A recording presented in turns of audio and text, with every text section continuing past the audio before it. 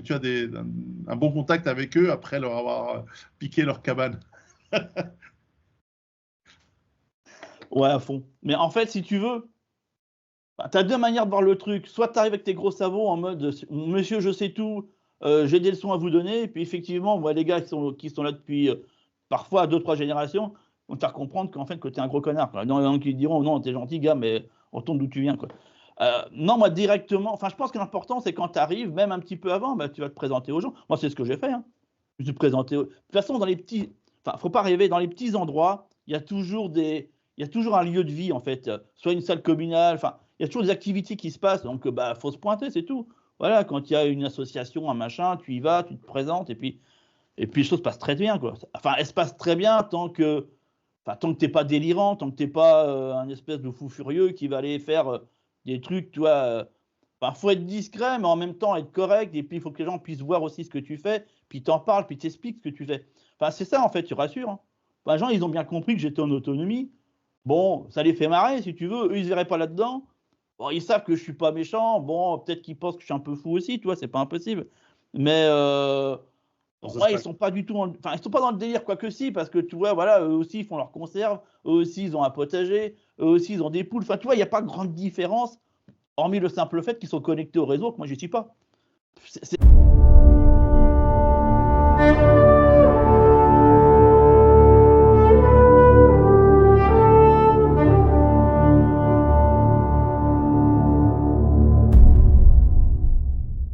Bonjour à tous.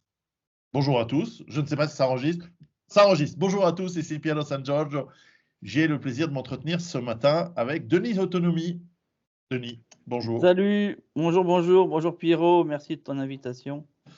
Alors, Denis, nous avions discuté il y a quelques semaines et j'étais très curieux de faire le match retour parce que je voulais découvrir un petit peu ta démarche. On avait discuté en off la semaine dernière, enfin, il y a quelques semaines sur la manière dont tu t'organises en autonome. Et puis, bien sûr, j'ai regardé ta chaîne YouTube qui est très bien. Je mettrai les liens évidemment ci-dessous et quelques photos également dans cette vidéo. Denis, est-ce que tu peux te présenter succinctement et quelle est ta démarche? Ah bah écoute, ouais, c'est très simple, hein. Bah, c'est toujours compliqué de se présenter d'ailleurs. Écoute, j'ai mes bons 50 ans maintenant, ça arrive vite, hein, ça arrive plus vite qu'on le pense. Ça fait maintenant un peu plus de 12 ans que je suis dans un habitat autonome, que j'ai mis en place en quoi? Allez, en même pas q 3 semaines, en fait. C'est-à-dire que je suis arrivé dans les lieux, c'était un squat, faut être très clair et en 3 semaines, je l'ai rendu, je dirais, suffisamment acceptable pour y vivre et puis après, bah, il m'a fallu le temps forcément de tout développer. Heu, voilà, Donc, il y a 12 ave ans. Donc, ouais, ça fait 12 ans. tu avais 40 ans. Qu'est-ce qui fait qu'à 40 ans, on dit je change de vie? Beaucoup de trucs. La toute première, c'est que, comment expliquer ça? Il y a déjà 10 ans, il y avait déjà des prémices de choses qu'on pouvait, si on le souhaitait, y regarder bien entendu, hein. Que l'on pouvait déjà estimer et voir, bah, dans ce qui est rendu d'ailleurs aujourd'hui. C'est-à-dire que l'estimation paraissait un peu étrange à l'époque. On se disait: «Non mais bon, faut pas non plus être parano». Mais l'avenir nous a démontré qu'en fait, bah, c'était pas si parano que ça. Donc déjà à l'époque, il y avait je dirais ce regard sur le fait qu'on pouvait éventuellement partir vers quelque chose qui, pour le pays, je parle pour la France, hein, parce que je sais que tu es en Suisse. Bon, bien que après l'Europe de l'Ouest reste l'Europe de l'Ouest, hein. Mais pouvait partir un peu plus, je dirais pas forcément d'un effondrement total, mais en tout cas quelque chose qui dérive. Et avec des renforts environnementaux, bah, ce qui est le cas aujourd'hui quand on voit tous les aspects qu'il y a autour des voitures, le fait qu'on veut plus le thermique, qu'on veut que de l'électrique, on peut en causer d'ailleurs, mais sur le fait que l'électricité pourrait augmenter, dû au fait que le nucléaire, bah, effectivement a des coûts et qu'à l'époque, rien que les coûts du nucléaire n'étaient pas forcément ceux qui étaient, je dirais les vrais coûts, ils étaient amoindris. Enfin bon, tout ça déjà, ça commençait un petit peu à se sentir et puis bon, à l'époque, j'étais fonctionnaire dans un système territorial, en tant que responsable environnement Et donc il y avait tout ça en fait. Il y avait tout ça où je me disais, je peux pas rester comme ça. Et puis faut anticiper l'avenir. Et puis je voulais plus être salarié. Enfin, il y avait un peu de tout ça en fait. Je voulais vraiment créer un projet global qui permettait de devenir indépendant financièrement et en même temps indépendant aussi du système. Donc il y avait tout ça. Mhm. Tu t'occupais de l'environnement, je ne peux pas me retenir de poser cette question parce que moi aussi, je suis arrivé à l'autonomie à peu près à la même période que toi, il y a, voilà, entre 2005 et 2010. Enfin, j'ai commencé ma démarche plutôt. Et l'environnement, l'aspect écologique, a été un grand motivateur. Et parfois même parce que je craignais, ou en tout cas j'écoutais ce qu'on nous disait à l'époque, c'est-à-dire, attention, en 2010, il n'y aura plus de glaciers, il n'y aura plus de banquises, etc. Bon, toi, tu t'y connais un peu dans ce domaine. Moi, j'ai fait mes recherches depuis. Dans tout ce qui est écologie, environnement, climat, etc., est-ce que tu fais la différence entre ce qui est réel et ce qui est de l'esbrouf? Ah oui. Et, et à ton avis, qu'est-ce qui est réel en fait? C'est quoi Qu'est-ce le qui est vrai? réel? C'est que la planète a connu comment dire, de multiples fois dans toute son histoire des moments de grand réchauffement, des moments de grand refroidissement et puis des inters, en fait, des petits moments de réchauffement, qu'on appelle les petites glaciations, comme il y a eu et, euh, comment dirais-je, pas au siècle dernier, mais il y a 2-3 siècles. Enfin voilà, il y a ces éléments-là qui sont plus ou moins, je dirais, estimés. Voilà, on comprend à peu près les réalités. Bon, euh, ça c'est un point. Ensuite, il y a un deuxième point qui est hyper important, c'est que la forêt, l'arbre a une importance de régulation. Et qu'est-ce que l'on fait depuis maintenant plus de 50 ans? On enlève des arbres autant qu'on peut. C'est-à-dire qu'aujourd'hui, on est rendu à un point que les forêts primaires, c'est les forêts auxquelles on n'a pas touché. C'est-à-dire Mhm. que l'homme n'est pas intervenu, n'a pas coupé, n'a pas replanté. Il n'y en a quasiment plus. C'est-à-dire que rien qu'en Europe de l'Ouest, les forêts primaires, c'est la Pologne. Si on veut en trouver, c'est en Pologne. Ouais, ouais, Voilà. ouais. Ailleurs, c'est fini. Tout a déjà été reboisé, reboisé, reboisé, reboisé. Bon. Alors qu'on sait que la forêt primaire il y a une interconnexion et puis un biotope qui est très particulier et qu'une fois qu'on l'a éliminé, il ne revient pas, il n'est jamais authentique, enfin, il n'est jamais identique à ce qu'il était au départ. Donc tout ça permet forcément de réguler la planète. On se rend compte derrière que, bah, oui, ça a des incidences parce que forcément, comment dirais-je, on voit il y a eu des moments où, ces dernières années, enfin jusqu'à même l'été dernier, avec des forts incendies, avec certains moments avec des canicules qui peuvent être importantes, qu'automatiquement les médias mettent sur le dos mais c'est dû aux gaz à effet de serre et dû donc forcément aux diesels qui polluent et qui sont dégueulasses. Ouais, faut pas oublier que le véhicule, tout le monde n'en a pas sur Terre et qu'en fait, compte ceux qui en ont, oui, effectivement, peuvent polluer, mais par rapport à l'ensemble de la planète, pour moi, c'est pas logique. Il y a un truc qui n'est pas clair là-dedans. Non, non, bien sûr. Mais en fait, moi, je jette pas tout, mais il y a quand même des conséquences. Nos activités humaines ont forcément une conséquence Bien de sûr. dire que ça perturbe le climat jusqu'à ce que l'on détruise la planète. Pour moi, je n'y crois absolument pas. La planète se démerdera sans nous. C'est-à-dire que si on disparaît, ce qui est probable, ce qui est une potentialité, la planète se débrouillera. Parce qu'elle a connu des moments assez dramatiques. Hein. Faut pas croire, il y a eu des grandes périodes où les volcans étaient en éruption, où ça partait en tous les sens. Il y a eu des moments où il y a eu des grands nuages de poussière qui faisaient que voilà, la température s'est complètement dégradée. Enfin, elle se débrouille à un moment donné pour se retrouver. C'est juste nous là-dedans qui risquons de pas tant que ça nous adapter. En fait, le problème mammifère, c'est qu'on s'adapte très difficilement. Enfin, on a un temps de régulation qui est très long. Donc, contrairement aux insectes qui, à mon avis, nous survivront, même s'il y a une catastrophe, voilà. C'est sûr, c'est sûr. Non, non, mais la fibre écologique est souvent importante, mais il faut qu'elle soit, à mon avis, bon, voilà, sans angoisse et puis sans la. Généralement, quand on dit il y a un problème, on vient te taxer juste après, c'est qu'il y a une arnaque. En Ben, gros. moi, je pense aussi, oui. Bon, Puis là, c'est bref. le cas. Puis là, c'est le cas. Puis pas un peu. Hein. Donc, Alors, pour l'arnaque de la bagnole électrique, elle est quand même magnifique. Hein.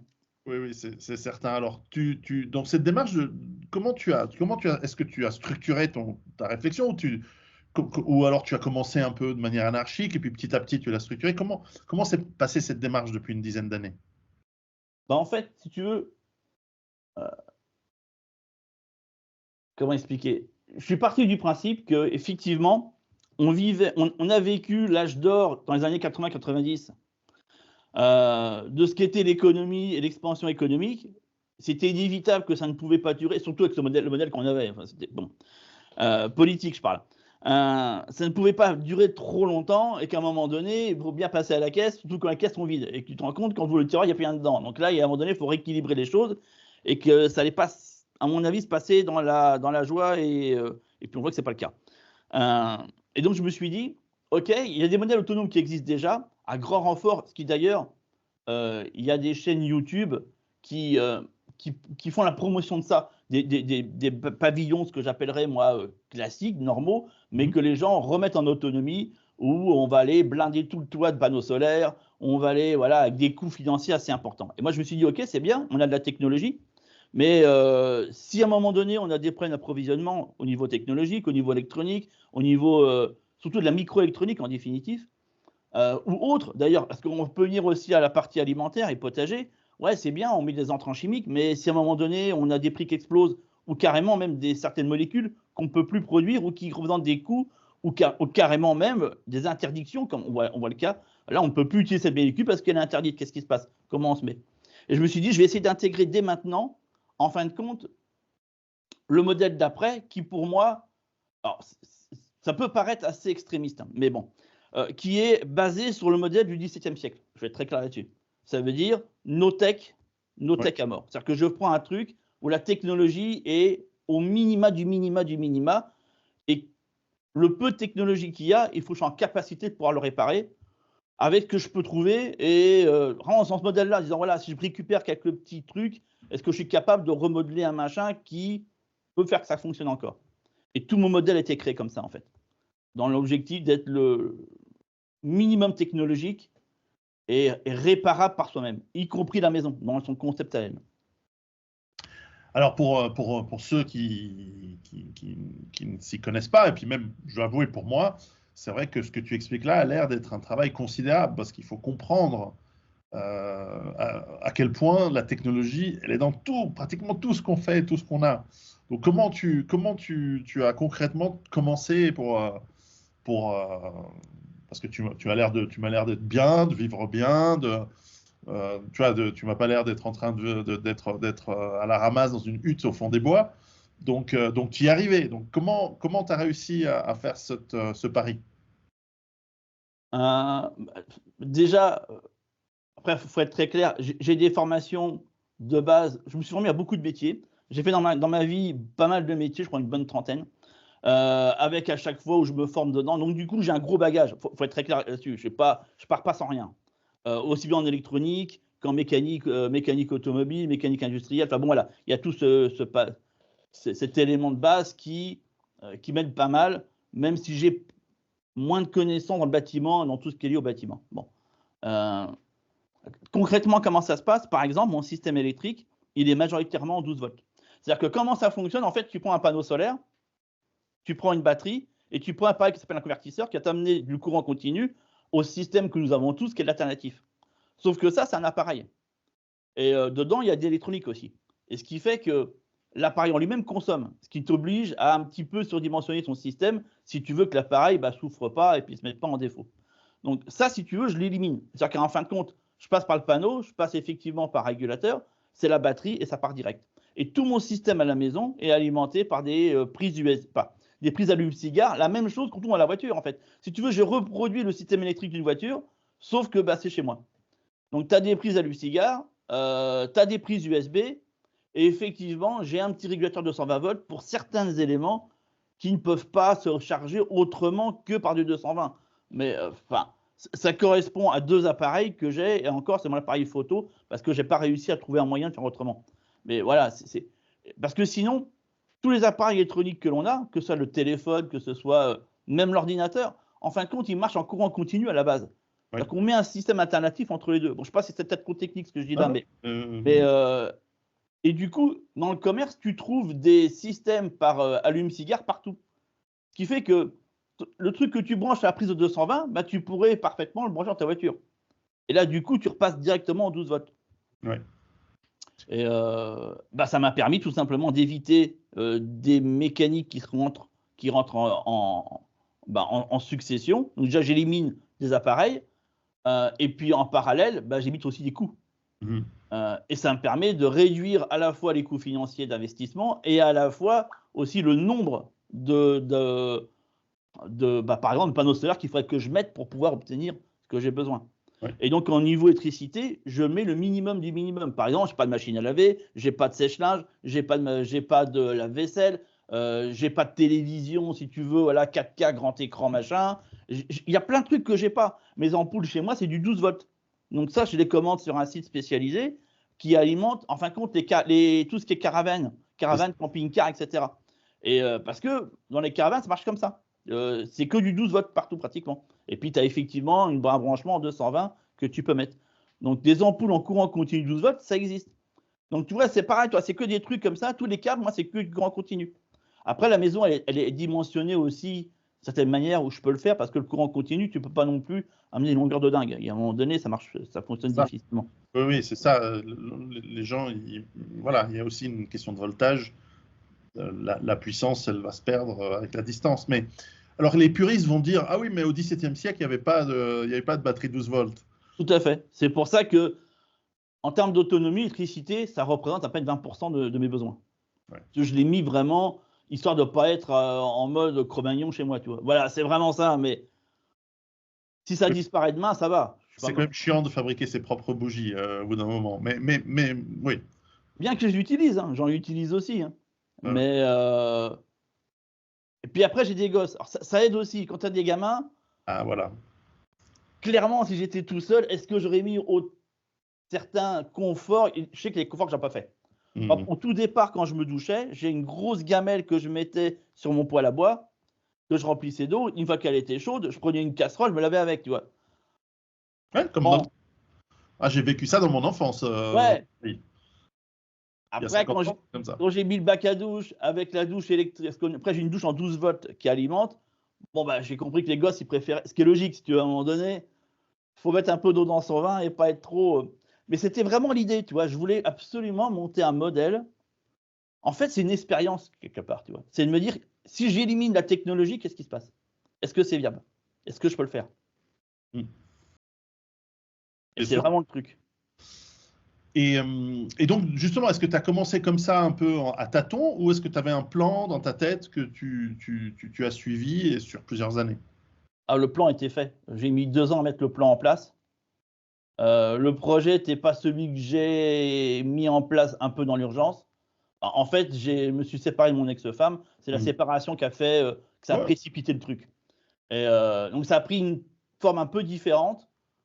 Mais c'était pas plus mal en définitive. Mais tout était déjà prêt, quoi. En fait, tout était déjà prêt dans ma tête, les plans, qu'est-ce que j'allais faire. Et puis voilà, il y a rien que sur la partie potager, je me suis formé à permaculture.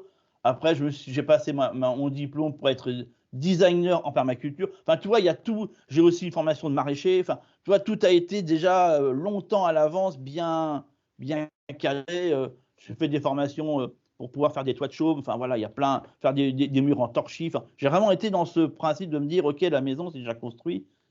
Encore une fois, tu vois, dans un modèle très ancestral. Vraiment, voilà, c'est vraiment le concept. C'était comment être le plus ancestral possible. Alors, pour ceux qui voudraient en savoir plus, tu as une chaîne YouTube dont je mettrai le lien ci-dessous. Je suis allé la voir, j'ai regardé pas mal de vidéos ces derniers temps et elles sont vraiment bien. J'encourage tout le monde à aller voir. C'est pragmatique, c'est terre à terre, si je puis dire, pour la partie potager, avec le jeu de mots. Mais certainement, on voit dans la partie permaculture, parce que tu n'es pas exactement dans la Méditerranée, c'est pas un endroit facile. Il fait l'hiver, il y a la neige. Là, en ce moment, je pense que vous les caillez, vous aussi. Là, mes plantons que j'avais mis, même dans la serre, ils viennent de mourir. Donc, voilà, c'est pas grave, on va recommencer. Et bref, en avril, ne te découvre pas un fil, mais en tout cas, dans ta démarche de potager, de maraîcher, de permaculture, tu as beaucoup testé, beaucoup travaillé. Et d'ailleurs, je crois même que tu as des formations là-dessus. Oui, tout à fait. Ouais. J'en ai plus de 80 qui ont été faits. Mais bon, en 6 ans, en plus de 6 ans, voilà, qui répondent. Dans l'objectif est d'amener vers l'autonomie alimentaire. C'est vraiment la base. Pendant un moment donné, j'étais plutôt sur mettre en place un potager nourricier comme on l'entend. Et je me suis dit, OK, reprenons les techniques, comment ils faisaient dans le temps. Il n'y avait pas de magasin, il n'y avait pas tout ça. Pourtant, ils arrivaient à bouffer. Et donc, c'est pour ça que rapidement, j'ai mis des stratégies en place pour, en tout cas, aller vers l'autonomie alimentaire, venant en termes de légumes, bah, quasi à 100% du potager. Ouais. Je mettrai des photos, je vais incruster maintenant dans la vidéo des photos de ton potager. Donc, regardez un petit peu tout ça.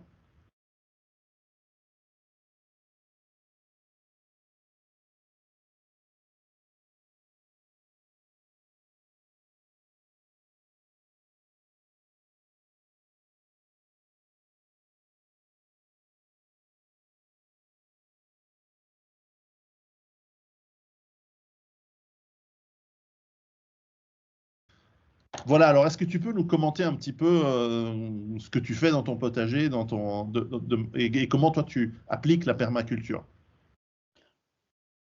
Alors aujourd'hui, les puristes de permacole me diraient: «Ouais, c'est pas la permaculture ce que tu fais». Et clairement, aujourd'hui, il y a que les principes de base qui sont restés. Il y a des raisons derrière, hein. Il y a des raisons pour tout généralement. Mais bon, là pour le coup, il y a une raison. Heu, une raison, peut-être philosophique, mais bon, ceux qui verront mes vidéos verront qu'il y a un style, hein. J'ai un style particulier, on aime ou on n'aime pas, généralement c'est ça, hein. Mais bon, voilà. Mais ce qui fait que je dirais pas que je me suis fâché avec certains permaculteurs, mais pas très loin, quoi. Où, il y a trop du dogme, en fait, si tu veux. Et ça m'énervait parce Mhm. que, heu, après, c'est ma formation scientifique certainement qui, à un moment donné, est venue entre le dogme de: «On doit faire comme ça parce que éthiquement parlant», ouais, mais à un moment donné, il faut quand même que tu bouffes, tu vois? Donc il y a un peu ce frottement-là qui inévitablement vient. Heu, Aujourd'hui, mon système, il est, heu plutôt dans un système où l'objectif est d'être le plus naturel possible. En définitive, ça veut dire intervenir le moins possible. Dans un objectif de se dire: «Ouais, tu es en autonomie, tu as peut-être pas que ça à foutre, passer une journée dans un potager». Parce qu'il y a d'autres trucs, il y a d'autres trucs à faire dans une journée. Parce que tu as ton bois à couper, parce que tu as des conserves à faire, parce que. Et te dire passer 10 heures dans un potager, ouais, c'est rigolo pendant, enfin, c'est faisable une semaine, mais à l'année, c'est ingérable. Enfin, tu peux pas. Ou alors tu dors plus. Enfin, après, ça devient complètement fou. Ouais, ouais, ouais. Donc il fallait que je mette en place un système qui représente un temps raisonnable avec une production qui ne change pas. Et c'est pour ça que j'ai développé un système, bah, là, qui a été complètement modifié. D'ailleurs, les vidéos que j'ai fait, en plus, fais attention, maintenant, je mets épisode 1, épisode 2. En fait, c'est pour qu'il y ait vraiment une chronologie.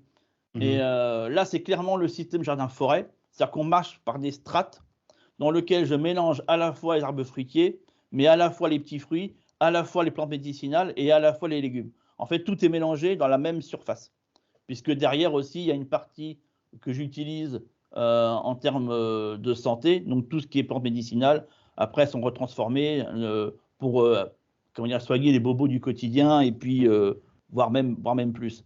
Mais donc le principe, en fait, c'est ça, c'est une espèce de forêt avec des chemins qui traversent, et dans l'ensemble, tu as des secteurs, en fait, c'est sectorisé à l'intérieur, et tu vas retrouver pas mal d'éléments, et dans tous ces éléments, en fait, tu vas trouver en moyenne à peu près 70% de plantes vivaces ou dites perpétuelles. C'est en fait des choses que tu mets une fois et puis c'est fini, tu n'as plus à les remettre, en fait.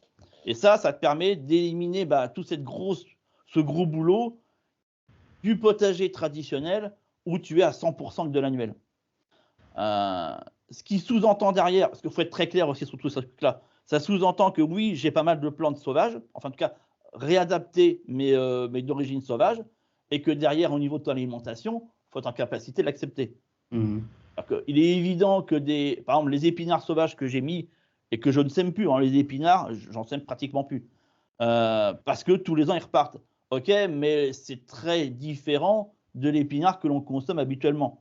On est plus proche de l'oseille sauvage que de l'épinard. Tout à Et, fait. et c'est valable pour beaucoup, beaucoup de plantes. Donc derrière, ça t'oblige aussi à te dire, ouais, il y a peut-être des goûts, surtout si on est un peu difficile sur les légumes. Je sais que ça peut ne pas, voilà, ça peut être complexe. Donc après, en fait, c'est ta jauge, hein, c'est que toi, tu la mets bah, là où tu as envie de la mettre. Et puis, voilà, et puis ça te permet de pouvoir avoir un truc à peu près cohérent. Ce qui fait qu'il me reste pratiquement rien en légumes annuels. En fait, les annuels, c'est ce que tu ressèmes tout le temps. Et après, tu as les cycles courts, les cycles longs. Sur les cycles courts, ça se fait tous les 15 jours, comme les laitues, les radis, les haricots, par exemple. Voilà. En moyenne, tu es censé tous les 15 jours en refaire un peu afin d'avoir en continu à l'année, quoi. Sinon, tu as des trous. Et puis, tu as ceux qui sont semés une fois pour toutes, j'ai envie de te dire, même si je recommande toujours de faire des sessions de 3, pour éviter ça, des moments où on a un chaleur qui commence à monter, puis comme là c'est le cas, on a un creux de vague qui correspond bien aux 5 glaces qui sont en train d'arriver. Et après, forcément, on va remonter dans le pic. Donc, l'idée, c'est de faire ça en 3 fois, au cas où on a un bug qui peut arriver, une gelée, j'en sais rien, une connerie, qui fait que voilà. Et ça, c'est pour tout ce qui est tomates, tout ce qui est choux, tout ce qui est curcubitacées, c'est-à-dire courges, courgettes, machin, tous ces trucs-là. Voilà, généralement. Quoique les courgettes, en saison, je les fais tous les 3 semaines, mais bon. Parce que c'est pareil, elles s'usent assez vite. Bon, il y a des petites nuances dans tout ça. Mais et donc, tu vois, en fait, ça te réduit le boulot en définitif, en termes de semis, laitue, radis, tu vois, pois quand c'est en saison, épinards quand c'est en saison, et puis basta, quoi. Le reste du temps, l'objectif, en fait, si tu veux, c'était de passer de je sème, je repique et je cueille à je repique et je cueille, et voire même je cueille uniquement. En fait, être que dans la partie cueillette qui, entre guillemets, pourrait correspondre je dirais à l'époque paléolithique où tu étais chasseur-cueilleur. Tu fais que de cueillir, puis tu t'occupes plus de cultiver. C'est un idéal, hein, tu vois, mais voilà, l'idée c'est de tendre vers ça, sans forcément pouvoir y arriver, mais l'idée elle est là. Voilà.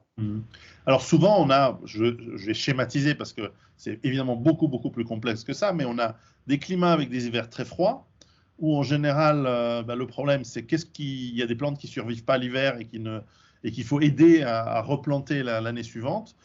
Et puis, il y a des climats beaucoup plus chauds où l'hiver est génial, où là, on produit même des trucs en plein hiver. Mais en revanche, le problème, c'est l'eau l'été. Donc, comment toi, tu verrais ces deux problématiques? Il y en a une qui c'est là où c'est ton climat, hein, l'hiver froid, comme le mien. Quel conseil tu donnerais à ceux qui sont dans ces deux climats différents? Déjà, c'est vrai que traditionnellement, on va dans un magasin de jardinerie, on prend les premiers paquets qui nous viennent devant et puis on dit ça ira bien, ça ira bien, ça ira bien.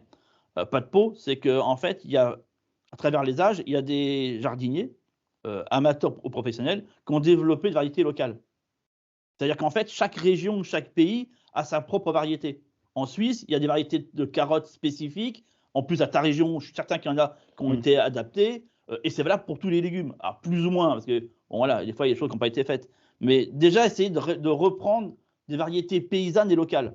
Parce qu'elles sont clairement adaptées à notre terre, à notre climat, et qu'ils soient plus humides ou plus secs. Pour moi, c'est déjà une première base. En plus, c'est vachement génial parce que derrière, tu as un petit travail de recherche, puis de patrimoine aussi, de sauvegarde de patrimoine, parce que tu vas être celui qui détient cette variété spécifique, et puis ton objectif, c'est d'essayer de la perdurer. Après, ça passe par de la technique de semencier, qui est encore un autre élément à maîtriser, mais mine de rien, il y a ce côté sauvegarde patrimoine qui, moi, en tout cas, me plaît bien. Et ça, tu l'adaptes aussi sur les arbres fruitiers. La même chose. Chaque arbre fruitier, tu vas trouver des variétés spécifiques pour chaque région. Et donc, du coup, ça aide pas mal l'autre truc. Effectivement, si je prends un melon adapté à ma région, tenter qu'il y en ait dans ma région, voilà, ce qui n'est pas le cas, mais bon, mais on pourrait partir de ce principe-là, il va être beaucoup plus adapté qu'un. Si je suis à Carpentras, si je prends le melon de Carpentras, il sera vachement plus adapté que celui des Charentes. Ce qui est une évidence parce qu'on est au-dessus de la Loire. En tout cas, pour la France, il y a une grosse différence entre au-dessus de la Loire et en dessous de la Loire. Donc, déjà, on commence comme ça. Puis c'est un boulot de recherche sympa à faire. Bon, pas maintenant, parce que là, on est en saison, mais pendant l'hiver, quand il n'y a pas grand-chose, par exemple. Et puis après, il y a la périodicité. Ce qui fait que dans tous les légumes, on va retrouver des variétés, ce qu'on appelle hâtives, mi-saison et tardives. Donc les variétés hâtives, c'est des choses qui vont partir rapidement. Les mi-saisons, c'est l'entre-deux, et puis le tardif, généralement, ce qui arrive plus tard. Et ça permet de pouvoir travailler justement ce principe d'intersaison. Ce qui fait que si je reprends ma carotte et que je mets la mi-saison, la carotte en mi-saison, elle est prévue quand la chaleur est déjà là. Donc, elle a une levée qui va s'accommoder, en fin de compte, d'une chaleur un peu plus forte, mais aussi d'un taux d'humidité un peu plus faible. Et donc, du coup, d'une montaison, parce que les légumes finissent par monter en fleurs et faire des graines. Donc, une montaison un peu plus réduite. Contrairement à la hâtive, qui, elle, va chercher à monter en graines rapidement. Donc, elle va être beaucoup plus courte dans le temps.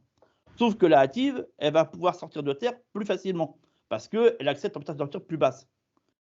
Donc, ça veut dire que quand je sors de l'hiver, que je sais que mon sol est froid parce que je suis dans une région fraîche, prendre des variétés hâtives et locales vont mettre toutes mes chances de mon côté, contrairement à une variété peut-être plus tardive ou mi-saison qui appartient à une région qui n'est carrément pas la mienne. Tu vois un peu le Tout à fait. principe. Donc, il est évident que choisir ses graines, ce n'est pas à la plouf-plouf dans le magasin, mais c'est bel et bien une réflexion en amont de quelle variété je prends, par rapport à quel usage, par rapport à quel moment de l'année, etc., etc. Donc, ouais, il y a un boulot à faire par rapport à ça. Ouais. Non, c'est certain. Alors, une des finalités de ce travail, alors encore une fois, hein, tu as des formations. Alors, peut-être avant ma question, parle-nous un petit peu de tes formations. De quoi il s'agit en fait? Bah, elles sont mises par thématique. Comment dire ça? Le truc, c'est qu'on trouve souvent des formations qu'on appelle formations longues. Ça veut dire que c'est des trucs qui te font 20, 30, 50 sessions différentes. Tu en as pour 300, 400 heures de vidéo, dont, il faut se l'avouer, on commence le début et on ne la finit jamais. Voilà, parce qu'à un moment donné, on se dit, c'est bon, ça fait un mois que je suis dessus. Voilà, puis en plus, il faut la mettre en application. Alors moi, je privilégie plutôt des formats très courts. C'est-à-dire que l'idée, c'est que quand tu regardes la formation, vu qu'on pour beaucoup, voilà, il y a des activités à la semaine, on est plus libre le week-end. Bah, l'idée, c'est que tu la commences le samedi matin et puis le dimanche soir, c'est mis en place. En fait, c'est vraiment l'idée de tu regardes le truc et arrivé au soir, c'est en place, c'est fait. Enfin, voilà, dimanche soir, tu es tranquille. Bah, le concret est déjà là et ça roule, en fait, c'est fait. C'est vraiment des formations dans l'objectif de la mise en pratique rapide. Voilà. Et donc, du coup, c'est format court. Donc, on va avoir, par exemple, que la partie semis, la semis sous serre, la semis en pleine terre, comment on gère le couvert végétal, bah, justement, comment on gère aussi l'eau quand on arrive en été, qui est le principe que j'utilise beaucoup du non-arrosage. Ça ne veut pas dire du sans eau, hein, parce que je sais que j'ai fait une vidéo où je me suis fait défoncer la tête comme c'est pas permis, parce qu'il y en a qui n'avaient pas compris la différence qu'il y a entre le sans eau, enfin, le sans arrosage par rapport au sans eau. Donc moi, c'est le sans arrosage, c'est-à-dire que je ne passe pas mon été avec mon arrosoir. Mais ce n'est pas des cactus que j'ai en terre. Hein. Voilà, c'est parce qu'il y a un système qui fait que l'eau s'est accumulée et que l'évaporation est réduite. Donc du coup, bah, j'ai moins d'eau qui s'évapore et ça m'évite des arrosages. Et ça permet de faire l'intermédiaire entre deux pluies. Voilà. Oui, c'est très intéressant. Bah voilà, ça répond aussi à la question du climat chaud. Quand on a des problèmes d'eau en sud de la Loire, je ne sais pas, mais en tout cas, bordure méditerranéenne, c'est évident. On a tous il faut avoir des citernes, il faut avoir des moyens de stockage, mais aussi dans le, entre guillemets, l'arrosage, il faut être intelligent. Il y a le goutte à goutte, il y a plein de technologies. Et quand on veut être un petit peu autonome, bah, il y a peut-être, voilà, donc ça m'intéresse, ton histoire de... Bah ouais, surtout que moi, je suis limité en eau, parce que l'eau que j'ai, c'est que de l'eau de pluie, donc c'est la classe d'eau de pluie, donc tu te dis bien, je peux pas de la gaspiller ou de multiplier à l'infini les citernes, enfin, j'en finirai pas, quoi. Donc, forcément, l'arrosage, dans ce que je fais, c'est les semis qui sont arrosés, et au moment du repiquage, voilà. Et c'est tout, en fait, c'est le seul moment où le jardin verra de l'eau, enfin, de ma part, en tout cas, voilà. Et après, c'est la pluie qui va gérer. Ensuite, quand vraiment, au cas où il y a une canicule pendant l'été, effectivement, je vais faire un arrosage par semaine. Bon, là où généralement, tous les jardiniers en font 2 par jour. Moi, ça va être 1 par semaine que je vais, histoire de compenser l'évaporation, afin de ne pas assécher, en tout cas, la surface. L'idée, elle est de maintenir quand même le tampon pour pas qu'on soit sur... Donc, ça reste gérable dans ce cadre-là. Mais c'est aussi parce que je suis en autonomie en eau qu'il a fallu que je mette en place un système de jardin où je n'ai pas à arroser tous les jours. En fait, ça te force, ni plus ni moins, c'est des systèmes où tu es forcé de réadapter, de réinventer les choses. Enfin, bien que j'ai rien inventé, parce que j'utilise de l'observation pure, en définitive. Ouais, intéressant. Et donc là, on a parlé d'eau, on a parlé de nourriture, on a parlé d'électricité. Le chauffage dans un climat froid, comment, dans une maison qui est autonome, comment tu gères ça, à part mettre plus de pulls et de vêtements? Ben moi, le chauffage, c'est... Alors pour tout dire, hein, je suis en région parisienne, sud Paris. Les hivers sont froids, mais c'est pas non plus le Québec. Ouais, ça va. Mais bon, voilà. Après, moi, je suis quelqu'un de frileux, donc j'ai vite froid. Ce qui fait que la chauffe, elle fait à peu près 4 à 5 mois par an, à peu près, à peu près. Voilà. Et enfin, je dirais ouais, 3 mois pleins vraiment. Et après, c'est on chauffe un peu le soir. Voilà. Et puis ça s'arrête là. Moi, j'ai opté pour une cuisinière à bois. Mhm.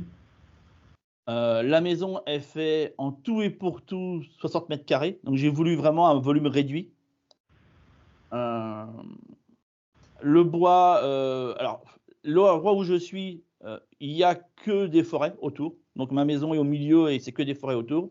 Et c'est soit des bois de chasse pour les chasseurs, soit c'est du bois de chauffage. En fait, ça a été divisé comme ça.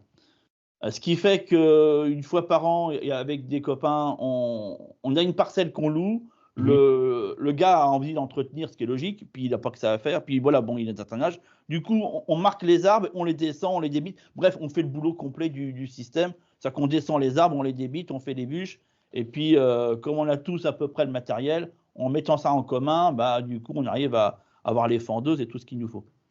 Euh, Ce qui fait que la cuisinière à bois, l'intérêt, bah, c'est comme j'ai pas beaucoup d'électricité, mettre un frigo, tu te doutes que c'est pas, voilà, enfin, je fais pas des kilowatts possibles.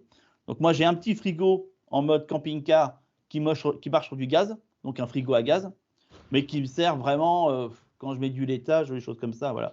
Majoritairement, j'évite de l'utiliser. Mhm. Et du coup, je voulais un système où je n'utilise pas le gaz, surtout là, avec la claque que les bouteilles de gaz ont pris en ce moment. Si on peut éviter le gaz, c'est encore mieux. Et donc, du coup, voilà, l'intérêt de la cuisinière, c'est que je peux cuisiner, j'ai un four et j'ai un chauffage tout intégré dedans. Mhm. Donc ça, c'était le truc sympa. Euh, et du tout, c'est ce que j'ai utilisé. Et clairement, certaines fois en hiver, j'avais du mal à respecter ce que Bruno Le Maire nous expliquait quand il fallait qu'on mette le thermostat à 19 degrés. C'est vrai que tu n'y arrives pas en fait. Parce que dès que tu commences à mettre le four en route pour cuire un truc, bah, tu montes à 24-25 dans la maison, voire même plus parfois. Enfin bon, voilà, t'as pas trop. C'est Voilà, ça. t'arrêtes même d'ouvrir les fenêtres tellement qu'il fait chaud. Mais bon, voilà, tu cuis un machin. Donc bon, quand tu cuis, il faut que tu montes ton four à 200 degrés. Bon, tu fais pas ça avec une bûchette, il faut quand même mettre un peu de matière. Donc forcément, ça monte. Mais sinon, le reste du temps, la nuit, je mets ma charge avant de dormir. Au matin, il reste des braises. En plein hiver, il fait 18, tu vois, quand je me lève, un truc comme ça. Hein. Donc ça reste C'est relativement chaud, acceptable. chaud. C'est bien. Ouais. Ça, c'est bien. Alors, tu es en région parisienne. Bon, il y a la réputation que ça a, la région parisienne. Il y a beaucoup de gens, mais aussi des gens malheureusement mal intentionnés. Est-ce qu'il t'arrive d'avoir des déprédations? Comment tu crains le cambriolage? Tout ça, tout ça. En tout cas, la région dans laquelle je suis enfin, l'endroit que j'ai choisi, c'est pour raison familiale, parce que j'ai mes enfants qui sont un peu plus recentrés sur, pas Paris même, en tout cas, voilà. Euh, ce qu'on appelle la banlieue sud, hein, on va dire ça comme ça. Mhm. Moi, je me suis comme assez décentré, parce que je suis pas très loin de la ville de Provins, pour ceux qui connaissent, qui est une cité médiévale, Oui. assez connue, avec Joli. un magnifique festival qui a une fois par an. Donc, je suis assez proche de Provins, en fait. Donc, je suis quand même sacrément éloigné de Paris. Je suis à pratiquement ouais, oui, bah 2 heures en fait. Oui, pour être très clair, 2 heures. Donc voilà. Mais ça reste quand même la région parisienne. C'est quand même Attention, encore la 2 heures 16e à arme. Paris, ça peut être 10 kilomètres. Hein. Oui, oui, c'est vrai en plus. Ouais. Mais bon, d'accord. Provins, je vois très bien où c'est. Le village, je crois qu'il est passé à 1300 personnes, un truc comme ça. Pendant longtemps, on était 6 à 800. Que des agriculteurs, enfin en tout cas que des gens de la terre. Hein. Voilà, faut être très clair. Maintenant, non, parce que depuis que ça augmente, le village a augmenté, c'est gens qui viennent de proches banlieues et qui ont acheté parce que forcément c'est moins cher. Ce qui est vrai, hein, faut être très clair. Et donc du coup, c'est vrai que ça change un peu l'ambiance, faut être très clair. Pour te dire, tu vois, pendant longtemps, c'était tranquille au niveau du village. Puis là, le maire, il a installé des caméras dans toute la ville. J'ai pété une douille parce que je ne comprenais pas le délire de son concept, mais bon, voilà. Parce que ça rassurait les gens, bah, les nouveaux arrivants, habitués sur Paris à être surveillés non-stop et puis QR-codés, bah forcément, quand ils vont à la campagne, ils veulent peut-être retrouver, je ne sais pas, peut-être, hein, peut-être qu'ils voulaient retrouver la même ambiance. Mais bon, du coup, là, maintenant, il y a des caméras. Mais en plus, c'est ridicule parce que tu verrais les villages, c'est un village de Gaulois, quoi. Enfin, je sais pas, quoi. Puis tu as des caméras, tu te dis, mais c'est quoi le concept? Enfin, tu piges pas, mais bon, bref. Mais pourquoi pas, pourquoi pas. Mais donc ce qui fait que, enfin, tu as une école, tu as un bar tabac, enfin, tu vois un peu l'idée, quoi. C'est, enfin, bon, non, enfin voilà, il y a pas de, il y a rien de particulier.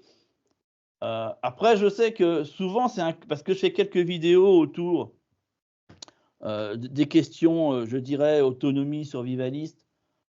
Et très souvent, la question me revient en mode: «Ouais, mais si les villes partent à feu et à sang et que ça déboule dans la campagne, c'est quoi ton moyen de sécurité que tu as mis en place?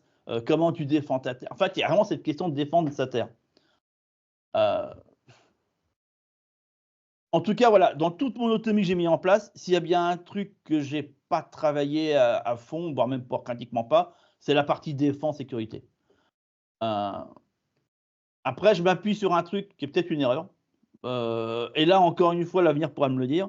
Et en même temps, je pense que c'est vite rectifiable, en définitive. C'est pas, bon, ouais, c'est vite rectifiable. Mais je je crois difficilement, voire pas du tout, pas un effondrement dans les villes, hein, ça j'y crois à fond. Mais en tout cas que les villes déboulent dans la campagne, j'y crois peu parce que je vais te dire un truc.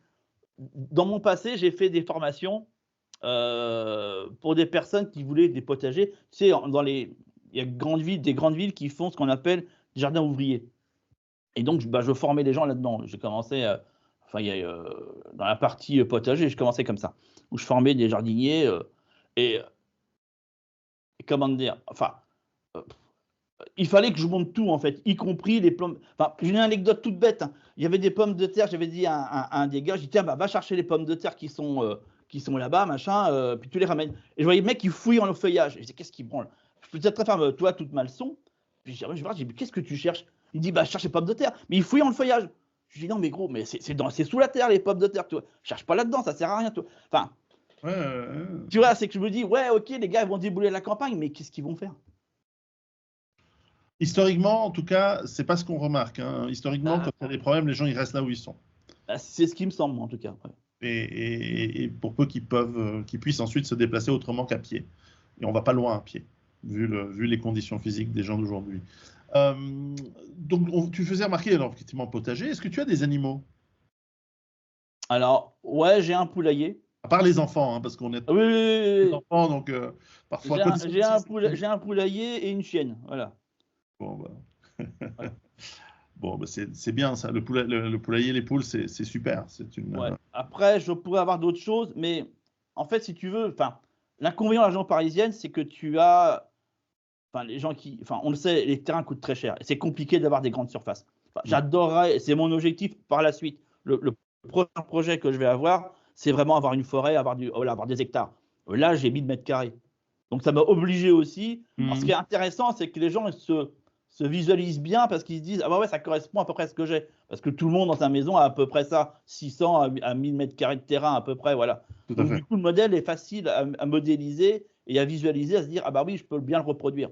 Que des modèles où les gars ont des champs entiers puis ils t'expliquent comment faire, ouais, tu te dis: «Mais bon, moi j'ai pas un champ, je fais comment là, dans le concept?» Donc je sais Ouais. pas, voilà, il a fallu que je privilégie les choses et les poules restent le truc, bah, qui rentre dans ces mètres carrés là. Voilà, après ouais, j'aimerais avoir des chèvres, des machins, mais bon là, enfin c'est pas envisageable en tout cas. Non, non, les poules, c'est un super. Ça fertilise le sol, ça permet d'avoir toutes sortes ouais, comment dire, de la protéine sous forme d'œufs. Ouais, ouais, oui, parce que c'est Et les œufs que je consomme, c'est ouais. génial. Enfin, après, voilà, je viens de parler avec quelqu'un qui a des chèvres. Les chèvres, c'est pour les gens qui ont une vie beaucoup trop tranquille, hein, parce que ça va mettre du piment dans la vie, hein, les chèvres. Bah, C'est c'est un autre boulot, c'est un autre boulot. c'est du boulot. Ouais. Alors voilà, alors peut-être pour terminer, si on va sur l'aspect donc organisation, comment tu gères le voisinage, le lien social avec les gens autour de toi? Tu parlais que tu avais démarré en tant que squat. Est-ce que ça n'avait pas posé un problème? Comment tu as fait ça? Bah, disons que la maison que j'ai pris, habituellement, elle était louée à des chasseurs qui venaient pour le week-end pour louer la parcelle et donc ils foutaient des matelas par terre, bah, voilà, ils squattaient quoi si tu veux et puis ils se barraient après quoi, la maison, il y a aucun vis-à-vis. Elle est clairement, en fin d'un chemin qui est un petit chemin en terre. Bref, elle est au milieu de la forêt. Voilà, il n'y a pas de voisin. Donc, comment on gère le voisinage? Bah, facilement, j'en ai pas. Donc, et puis, c'est ce que je recherchais en même temps. Et je sais que si je reprends un nouveau projet, c'est vraiment ce que je rechercherais. C'est pas avoir de voisins directs. Ça veut pas dire que j'aime pas les gens, les gens qui se posent des questions. Mais voilà, je voulais pas de voisins directs pour tout un tas de raisons. Et en définitif, ouais, voilà, moi je trouve que c'est pas si mal que ça. Ouais. Surtout quand tu commences à avoir des animaux, parce que moi j'ai un malinois, tu vois. Enfin bon, voilà, voilà, bon, voilà, il y a des trucs où c'est quand même mieux. Pendant un temps, j'avais un coq et tout. Je sais qu'il y en a qui des fois ils pètent des câbles quand ils entendent le coq chanter. Si t'es trop près. Enfin, pour tout un tas de raisons, par exemple, voilà, si tu as des ruches, des trucs comme ça, je trouve que c'est loin d'être bête. Après, voilà, je suis à quoi je suis à 200 mètres de mon premier voisin, tu vois. Donc, c'est pas non plus foufou, tu vois. C'est pas. Ouais, ouais. Et écoute, la question, c'est parce que souvent, on a besoin de gens parce qu'on ne sait pas tout faire tout seul. Et que, bah, même par rapport à ma question précédente sur l'aspect sécurité, c'est souvent dans le groupe que la sécurité se fait. Tu parlais des chasseurs. Est-ce qu'ils ont gardé est-ce que tu as un bon contact avec eux après leur avoir piqué leur cabane? Ouais, à fond. Mais en fait, si tu veux, bah, tu as deux manières de voir le truc. Soit tu arrives avec tes gros sabots en mode monsieur, je sais tout, j'ai des leçons à vous donner. Et puis effectivement, moi, les gars qui sont là depuis parfois 2-3 générations vont te faire comprendre qu'en fait, que tu es un gros connard. Il y en a qui diront non, t'es gentil, gars, mais on retourne d'où tu viens, quoi. Non, moi, directement, enfin, je pense que l'important, c'est quand tu arrives, même un petit peu avant, bah, tu vas te présenter aux gens. Moi, c'est ce que j'ai fait. Hein. Je me suis présenté. De toute façon, dans les petits. Enfin, faut pas rêver, dans les petits endroits, il y a toujours un lieu de vie, en fait. Soit une salle communale, enfin, il y a toujours des activités qui se passent. Donc, bah, faut se pointer, c'est tout. Voilà, quand il y a une association, un machin, tu y vas, tu te présentes, et puis les choses passent très bien, quoi. Enfin, elles se passent très bien tant que t'es pas délirant, tant que t'es pas un espèce de fou furieux qui va aller faire des trucs, tu vois. Enfin, faut être discret, mais en même temps être correct. Et puis, il faut que les gens puissent voir aussi ce que tu fais. Puis t'en parles, puis t'expliques ce que tu fais. Enfin, c'est ça, en fait, tu rassures. Hein. Enfin, les gens, ils ont bien compris que j'étais en autonomie. Bon, ça les fait marrer, si tu veux. Eux, ils ne verraient pas là-dedans.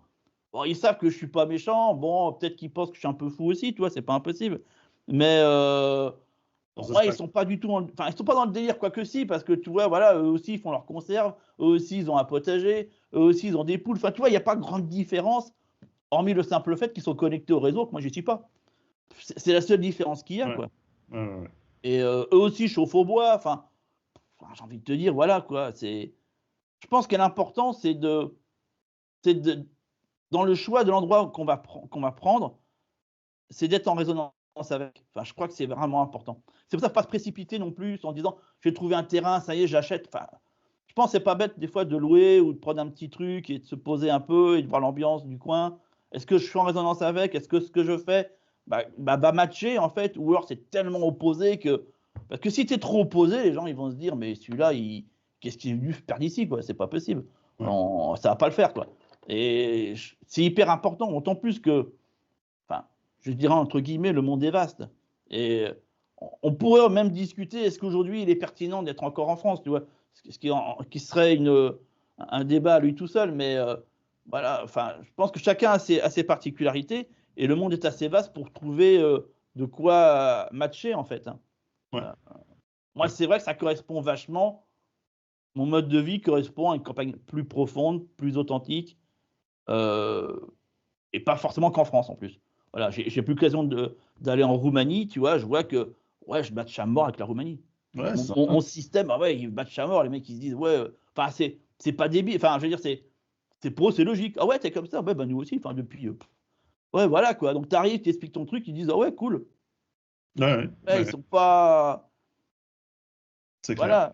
C'est clair. Ah bah après, voilà, on est lié par la famille, par l'affectif, par plein de choses. Donc, c'est pas simple de quitter un pays pour aller dans un autre. On a des amis d'enfance, on a des liens, voilà. Mais voilà, la réflexion peut se faire et doit se faire en général à un moment. Denis, je te remercie beaucoup. Je t'en prie, vraiment, c'était génial. Je te propose, j'ai deux idées à te proposer. L'une, on va en parler on-off après. Et l'autre, je te la propose tout de suite, c'est de participer à un de mes lives. Je fais des lives le dimanche soir, pas tous les dimanches, mais de se planifier pendant le mois de mai ou début juin un live avec ma communauté de manière qu'ils puissent te poser les questions directement parce que je crois que beaucoup vont être intéressés par tes formations. Et puis, ils auront sans doute des questions sur ton parcours et surtout sur l'aspect concret.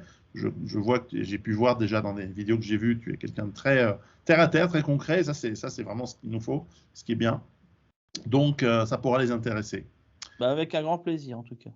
Parfait. Bah, écoute, je te remercie beaucoup. Je t'en prie, merci pour l'invitation. Je laisse les liens de tes chaînes et de tes formations ci-dessous et on se reparlera bientôt. Yes, merci. À bientôt. Ouais, ciao à tout le monde. Oui.